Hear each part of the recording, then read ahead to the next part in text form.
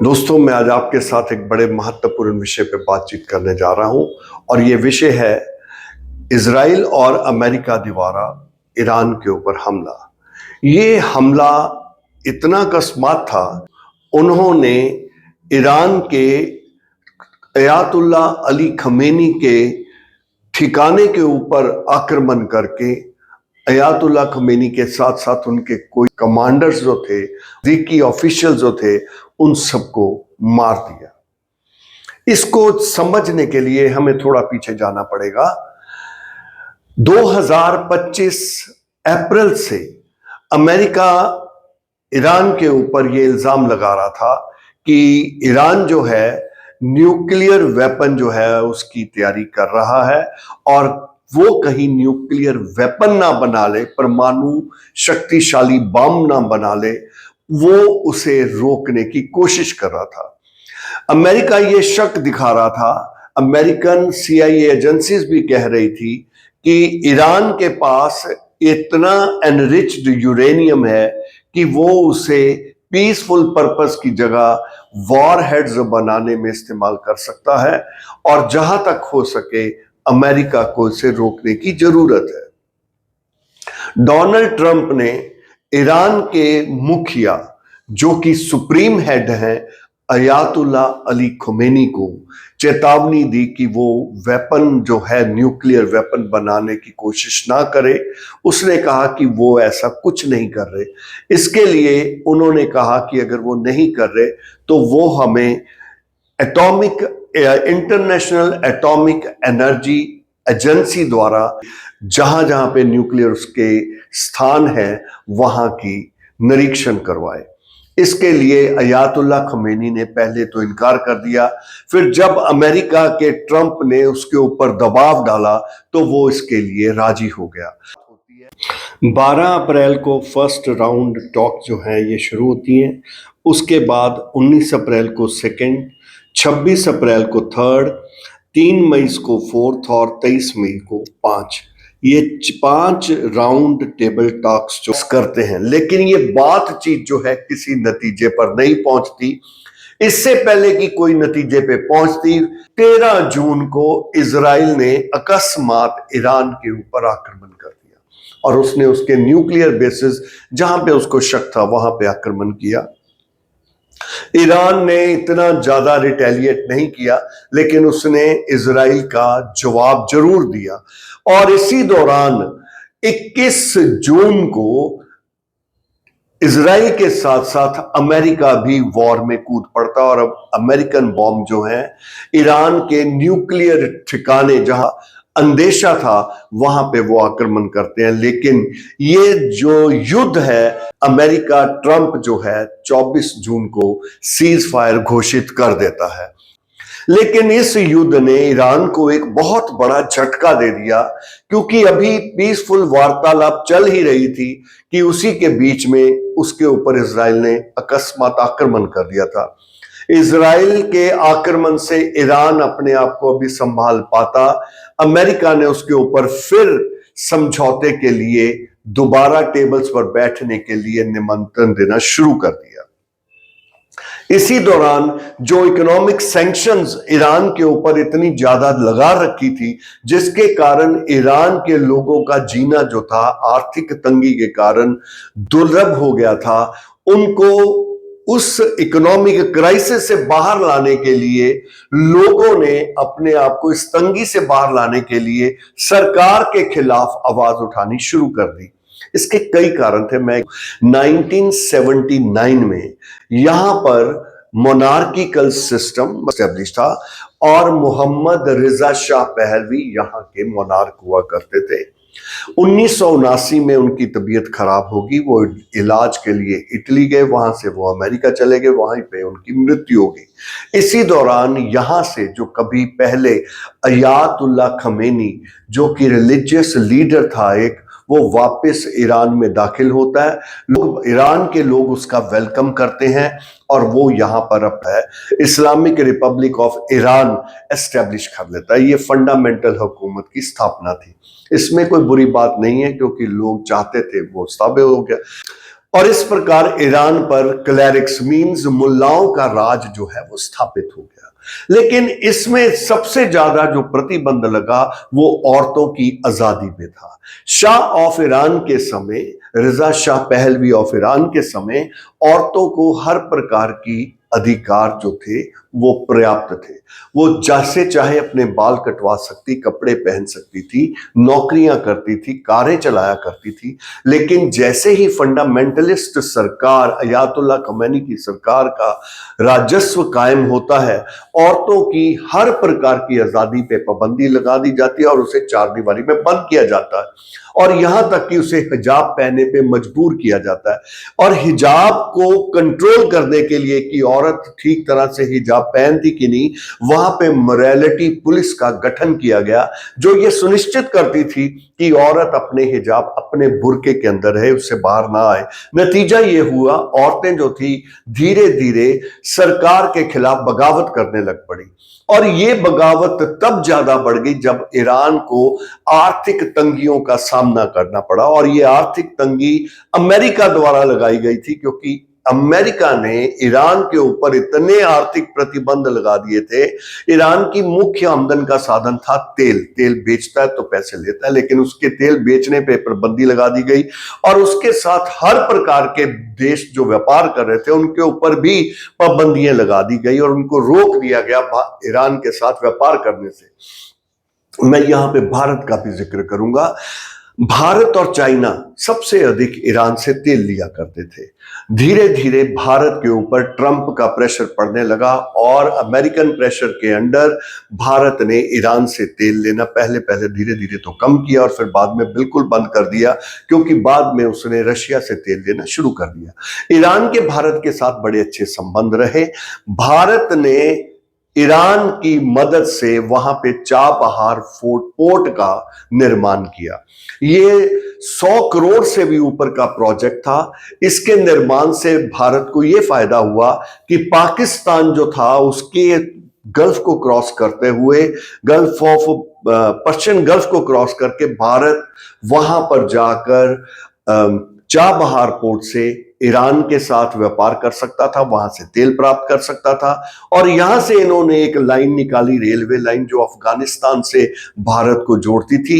और भारत का व्यापार अफगानिस्तान के साथ भी बढ़ गया। वहां से अफगानिस्तान से भारत जो था व्यापार आगे सेंट्रल एशिया में, जहां पे तजाकिस्तान, तुर्कमेनिस्तान, कजाकिस्तान और वो इलाके जो रशिया के साथ। Trump calls to overthrow of Iran government.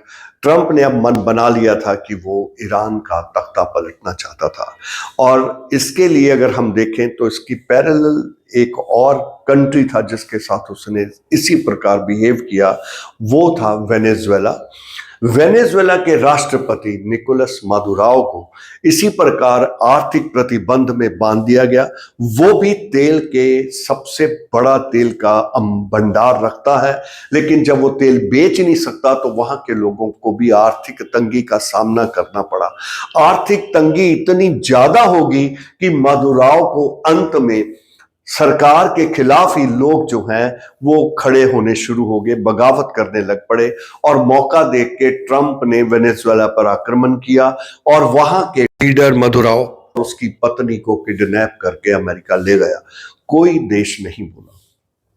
तब भी रूस, जो वेनेजुएला को हर वक्त आश्वासन दिया करता था कि मैं तेरी मदद करूंगा, कुछ नहीं बोला। इसी प्रकार चाइना पूरा आश्वासन देता था मैं तुम्हारी मदद के लिए आऊंगा, लेकिन अमेरिका के खिलाफ कोई नहीं आया। नतीजा, वेनेजुएला में तख्ता पलट हो गया और नई हुकूमत स्थापित हो गई।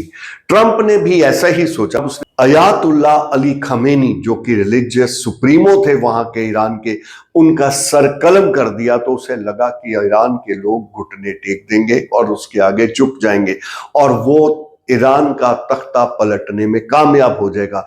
लेकिन हुआ इसके विपरीत। ईरान चुप नहीं बैठा और उसने ट्रंप के खिलाफ, इजराइल के खिलाफ, मिडल ईस्ट के इलाके, Saudi Arabia, Yemen, Oman, United Arab Emirates, Qatar, Bahrain, Kuwait, Jordan, यहां तक कि उसने इजराइल पे भी आक्रमण कर दिया। नतीजा, अमेरिका के बेस जो Yemen, Saudi Arabia, Kuwait, Bahrain, इन जगह पे स्थापित थे, उन पर उसने जबरदस्त अपने ड्रोन्स के द्वारा बम्बार्डमेंट की और यहाँ के अमेरिकन बेसिस को तबाह करके रख दिया। यही नहीं, जो उसका अब्राहम लिंकन जो वॉरशिप था उसके ऊपर भी अटैक किया और उसको भी भारी नुकसान पहुंचाया। ये युद्ध जो ट्रंप सोचता था वो 2 दिनों या 4 दिनों में खत्म कर देगा, और इस समय अमेरिकन 50,000 सोल्जर्स इस मिडल ईस्ट में बैठे हुए हैं, इजराइल में भी हैं, सऊदी अरेबिया, यमन, कतार, कुवैत, इन सब जगह पे फोर्सेस बैठी हुई हैं और उनको भारी नुकसान हो रहा है। ट्रंप ने स्टेटमेंट दी थी, we are going to raze their missiles industry to the ground, the lives of American heroes may be lost and we may have casualties.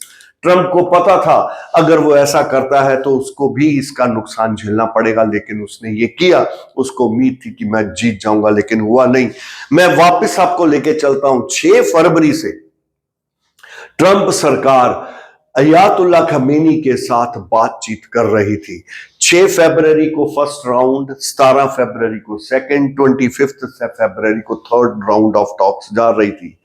26 फरवरी को हमारे प्रधानमंत्री नरेंद्र मोदी जी इजराइल यात्रा पे जाते हैं, नेतन्याहू से मिलते हैं, आपस में बातचीत करते हैं। ये समझौते होते हैं आर्थिक तौर पे और सैनिक समझौते होते हैं जो आपसे वार्तालाप के बाद होते हैं। जैसे ही प्रधानमंत्री 28 फरवरी को भारत वापस लौटते हैं, पीछे से इजराइल जो है ये ईरान पर आक्रमण कर देता है।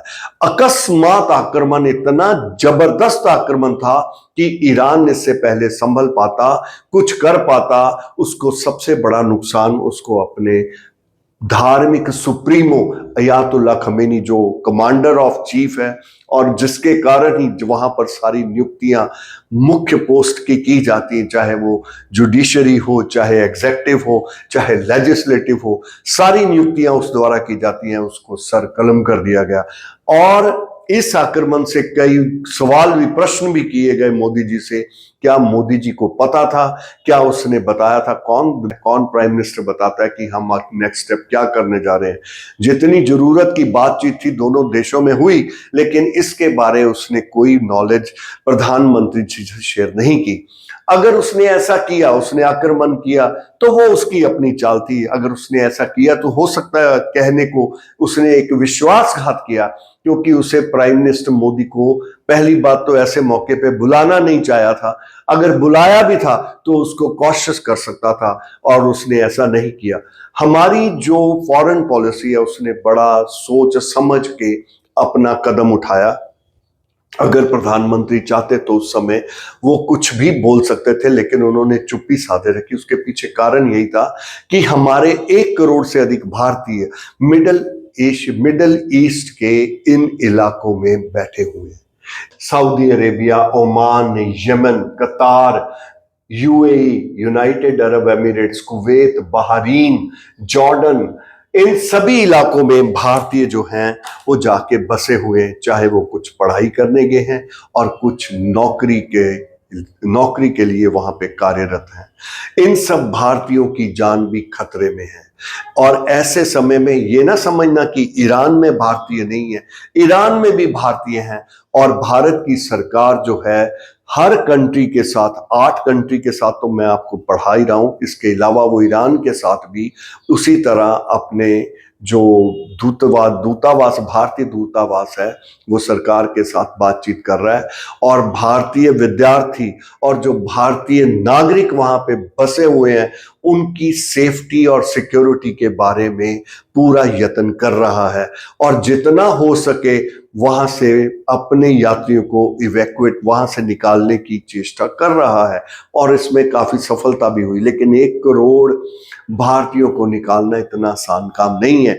और ऐसे समय में अगर प्रधानमंत्री ऑफिस, प्राइम मिनिस्टर ऑफिस अगर कोई ऐसी वैसी स्टेटमेंट दे देता है जिससे वहां के देश जो है वो नाराज हो जाए, तो भारतीयों की जान को और भी ज्यादा खतरा हो सकता है। भारत की सरकार बड़ी सोच समझ के फूंक फूंक के कदम रख रही है, क्योंकि उसे अपने नागरिकों की सुरक्षा ज्यादा महत्वपूर्ण है।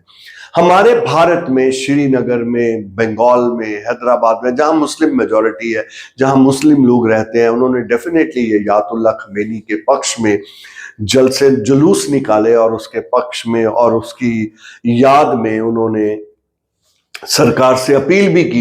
लेकिन सरकार, मैंने आपसे पहले भी बताया, ये इंटरनेशनल रिलेशंस हैं, यहाँ पे पर्सनल रिलेशंस नहीं देखे जाते। यहाँ पे पर्सनल हो सकता है प्रधानमंत्री को शौक हो भी मन ही मन, क्योंकि उनकी कोई यातुल्ला खमेनी से कोई दुश्मनी तो थी नहीं, लेकिन ऐसी हमारी जो सिचुएशन है, ऐसी सिचुएशन में वो कोई भी ऐसा शब्द या ऐसी कोई बात नहीं कर सकते जो दूसरे देशों के लिए हमारे भारतीय नागरिकों की जान का सबब बन जाए। इसलिए हम सोच समझ के भारत जो है अपना कदम बढ़ा रहा है और बार बार यही अपील कर रहा है कि जो भी मसले हैं बातचीत में हल किए जा सकते हैं, युद्ध इसका विकल्प नहीं है। और यही मैसेज जो है भारत उन देशों को जो इस समय इस युद्ध में उलझे हुए हैं उनको देने की चेष्टा कर रहा है। आने वाले समय में सिचुएशंस क्या होती हैं। Thank you so much.